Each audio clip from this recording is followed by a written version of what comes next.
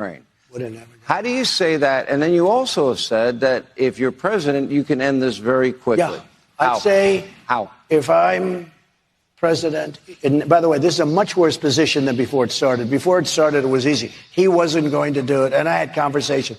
And it was always the apple of his eye. I mean, I could see that. But I said, you're not going to do it. And if you do it, we're going to have problems like you've never had before. He understood. I said things. He said, you don't mean that. I said, I mean it 100%. And he didn't totally believe me, but he believed me 10%, and that's all he had to do. He knew that there was going to be a problem. Can I just say, and President Xi, you're implying something here.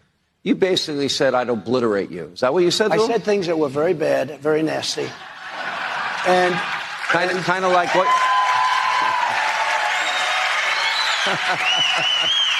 And, you know, honestly, I got along. And he said, you don't mean that. It had to do with Moscow. He said, you don't mean that. I said, I do. I'll never talk about it again, but I do. He said, you don't mean it. You don't mean it.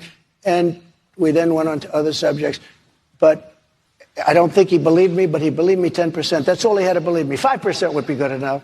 But I had the same conversation with President Xi about Taiwan, President Xi of China.